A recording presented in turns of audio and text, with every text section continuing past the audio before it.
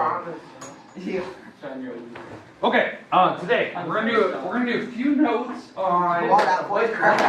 I'm just breaking my voice. I'm taking some notes here, guys. No. That'd be funny. All right. Rewind that. Yeah, that would work. All right, we're going to take a few notes on ratios and proportions today, because that's kind of what we're going into. The good news is we've done some of the proportion stuff before, so this should be kind of a recap, because what we're going into is how to practically use proportions and ratios, all that good stuff. The first thing I want to talk about, because again we're moving on to section 5.3 today, which is proportions. Alright, we're going to talk about the practical uses of them, and this shouldn't be anything new, which should be fine. First thing I want to talk about is called ratio. That's the big idea. We got to talk about the definition of that one more time. I know we've had the definition a couple times before, but we're going to talk about unit form today. That's something I hinted at. We never really had any assignment on that formally. So we have unit form. This, the next type of problem that we're going to do is we're going to actually discuss things about proportions. So we're going to actually discuss what proportions are. We'll go through the definition of them. We'll go through the methods of actually solving a proportion, because there is two methods of actually solving that. And then once we're through those notes today, we are going to get an assignment. Okay. The assignment, I think, is actually really straightforward. It's pretty easy. It's actually really a short assignment. You'll probably get it done before you leave today, because it's just pretty straightforward, pretty easy. But again, the homework assignment I'm going to make, it's going to be due on Tuesday. So that'll be due on Tuesday next week. That way, if you forget over the weekend, you can at least have another day to kind of work on it. Okay, now, here's the other thing I need to warn you of. I think other class warn you of it too. Check your grades online. Yeah. I think your grades are up to date as of yesterday. I think I haven't put the pop quiz in yet, so that'll be in this weekend. But a week from Monday is midterms. Midterms. That means if you have a late assignment, a missing score, a low score in the grade book, you have until next Friday to clear that up. Because after that, I don't accept anything. So if you're going to redo an assignment, you got to do that. Can't forget about it. You got to fix the mistakes, turn it back in. Because I know that last assignment I handed out, there were some really bad scores on that one. So you might want to redo that assignment, or maybe you just want to make some fixes. Okay, but that's due Friday next week. Question? So the redo assignments, are those up to date? I don't think so. I think there was one that was turned in yesterday. I think it was like you had one turned in yesterday. I haven't put those in. That'll be this week. Yep. I'll let you know Monday if they're all. Okay. Not today. So, all right. Everyone understand what we're doing today? Okay. Let's jump in. Let's talk about the ratio. The reason I'm doing the definition again, it ties in with proportions. So that's why I'm going to put it up here. So, ratio. What we've discussed previously, the actual definition of it is it's a comparison of two numbers using division. Comparison of two numbers using division. And you know, we've talked previously about ratios, you know, the different forms, fraction form, we talked about the colon, we talked about decimals, percentages, word form, you know, all those types of forms. Today, we're going to go to a new type. We're going to go to unit form. So we're going to break down a ratio. We're going to break down a ratio so that we get the same labels and we simplify it as far as you can, and then I'll discuss what a unit form would be and why we'd ever want to look at that. Okay? So let's do an example of an actual ratio. I'm going to pick one out of the book. There was one problem in the book that I saw. It was 50 cents to 3 dimes. 50 cents to 3 dimes. That's in word form, right? They're actually using cents and dimes and whatnot. 50 cents, you know, if you're gonna write it like in terms of the cent symbol, so the cents with a little slash to it. But what about dimes? What is a dime? 9 or 10 cents. 10 cents. And you have 3 of them. So that's actually 30 30 cents. Now, why did I write it like this versus this? Because there's 30 Because times 3. 3 dimes is 10 cents. Yeah. You want to make sure, and you guys are all kind of saying it, you want to make sure that the labels are the same.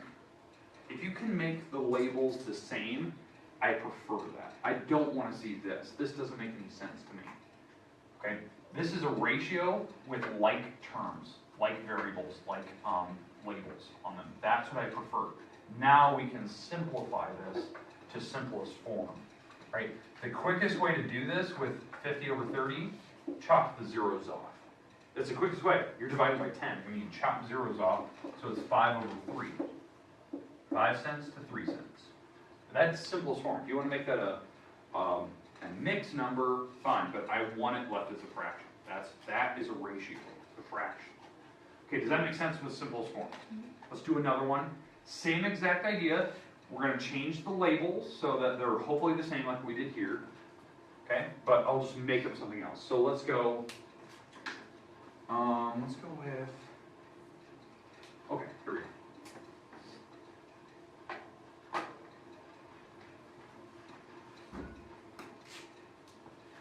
Let's go with 10 days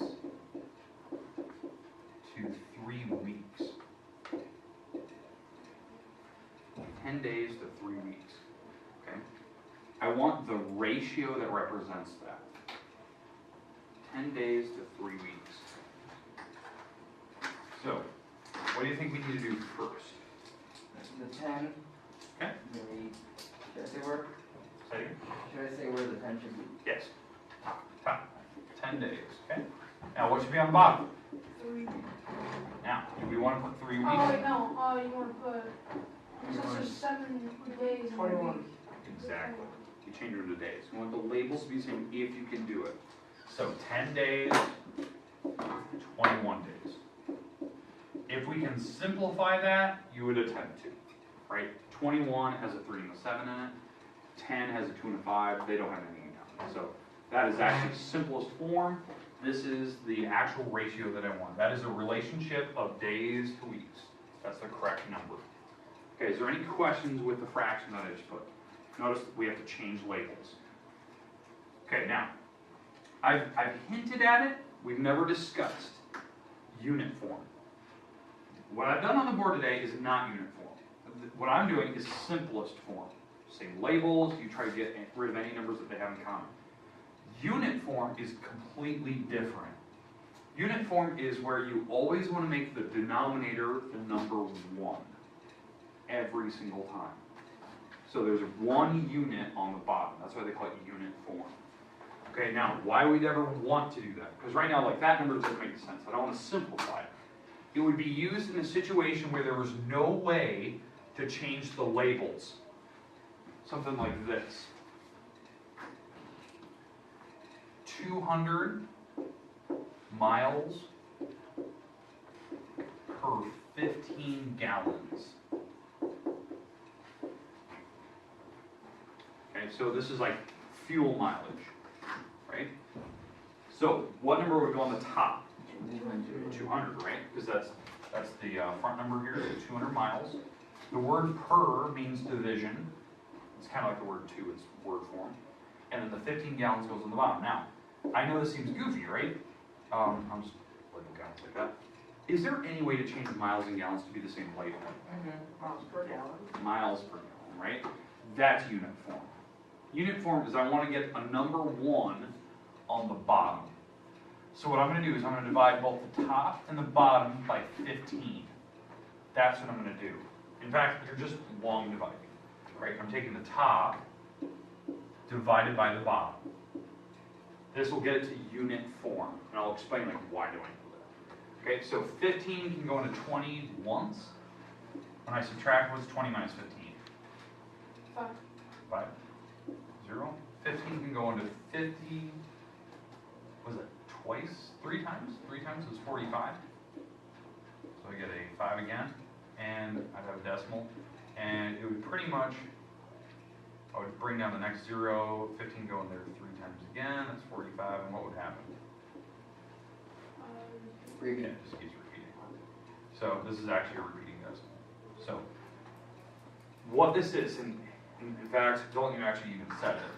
This is, if I divided both of these by 15, the top number actually turns out to be 13.3 repeating, that's miles. When I take 15 divided by 15, I always get the number 1. Because 15 divided by 15 is 1. If you don't know that, they have the exact same numbers in common, right? You can cross them out, so it's left with 1 and over 1. Or 15 divided by 15 in long division is the number 1. And they're gallons. So what this actually stands for is 13.3 miles per 1 gallon. This is unit form. That's how they do fuel mileage. That's how they do it.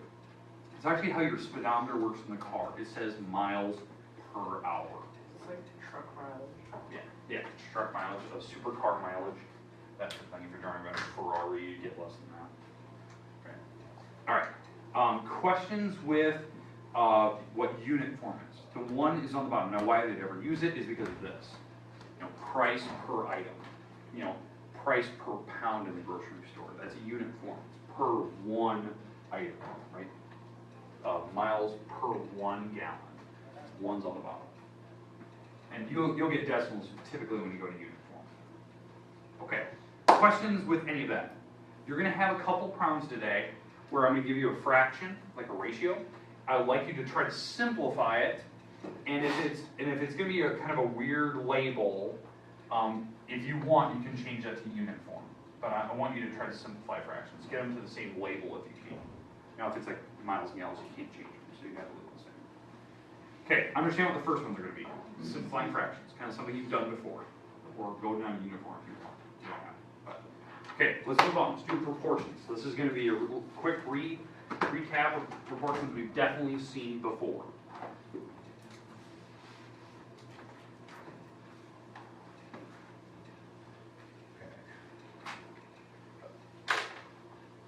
Okay, the first thing we got to do, let's talk about the definition of a proportion.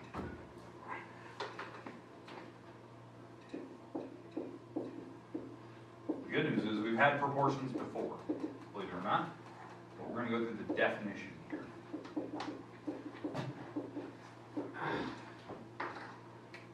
It is a comparison of 2 ratios using an equality symbol.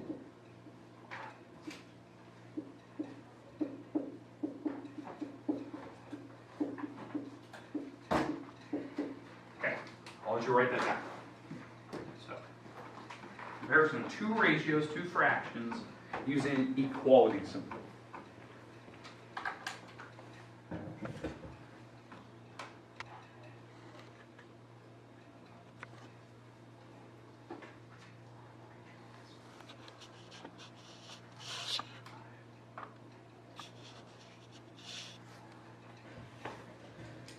Okay. Is our homework page today 128? So that's, chapter 5, It's close. section 2. Yeah, it's close. Close. All right. All right, so we're comparing 2 ratios using an equality symbol. So what a proportion could be something like this.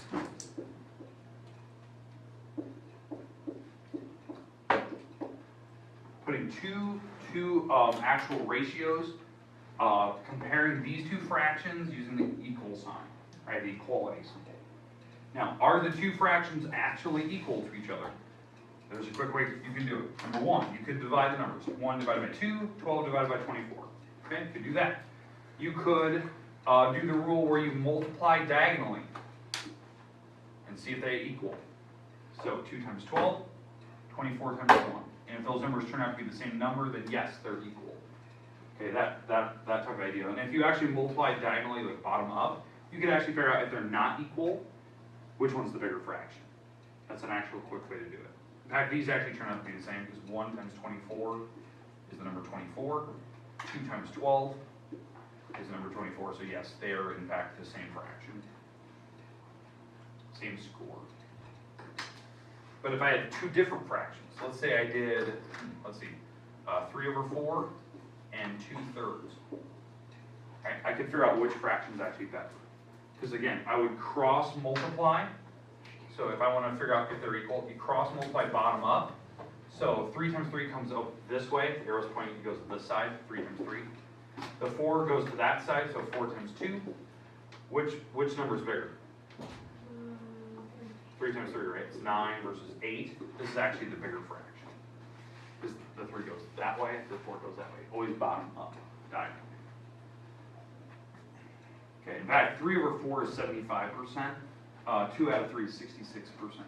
So it is a better percent. You want 3 out of 4. Okay, now, what we're going to be doing is something we've done previously. Not just, comparing fractions. That's simple. Finding a missing number, a missing value. So, for instance, if I had, let's go 2 out of 7, and I was going x over, let's go 10 over x. Okay? There's two ways to do this. Okay? There's two ways. One method, because I want to talk about the methods here. The number one method, you do it by cross product. Now, if you don't remember what cross product was, what was the other word I used a lot? Fish method. Yeah, I called it the fish method. Okay, it looks like a goldfish. That's actually the go-to version. That's actually the one I'm going to show you. The other way you could do it, common sense, you could do it by what they call scalar multiplication. I'll show you both in case you're not comfortable with which one is which. Okay, because sometimes the scalar multiplication is actually the easier one. Okay, so questions about what we're going to do here. This is like kind of what I want from the homework. This is the type of problem. All right, let's jump right into it. Let's talk about how to do it, because I know most of you already know. Probably already know the answer. You probably knew it right the first minute I put on the board.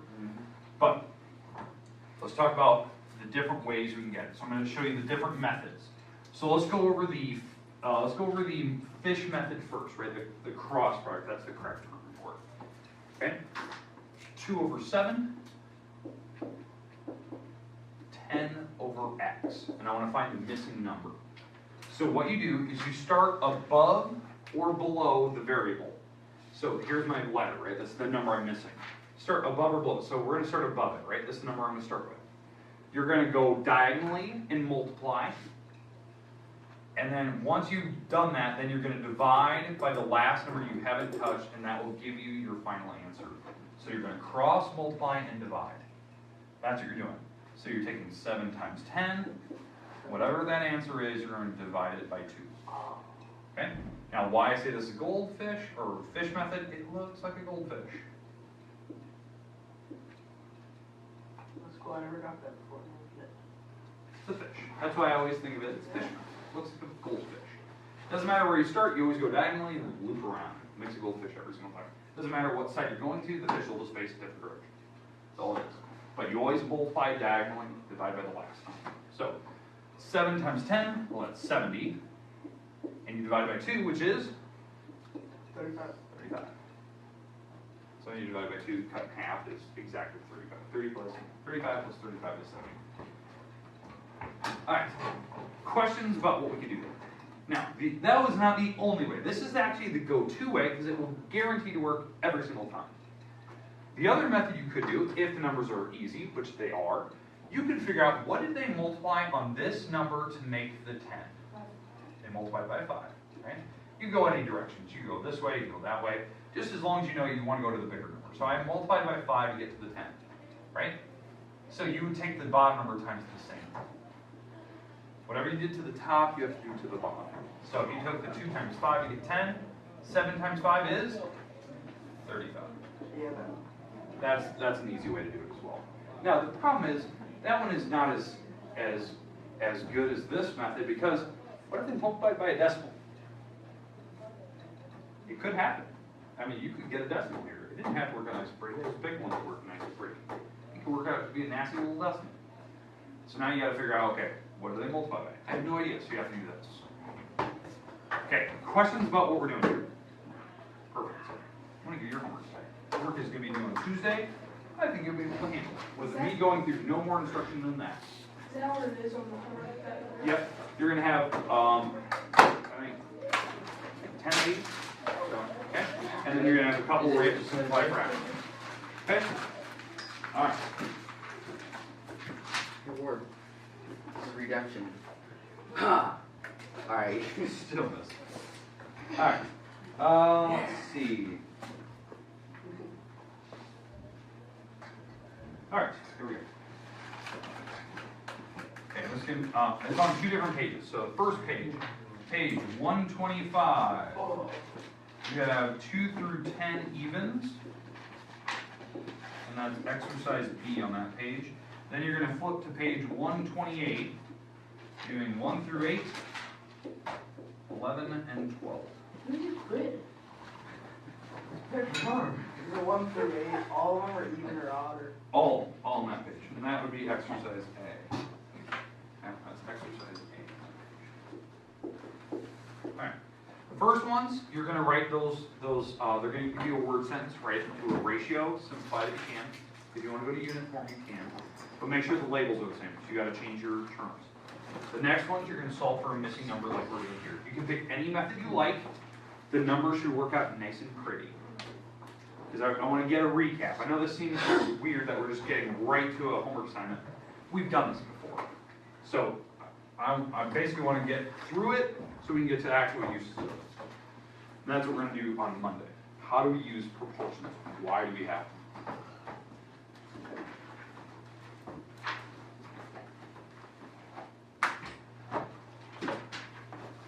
Again, over the weekend, your grades will be updated.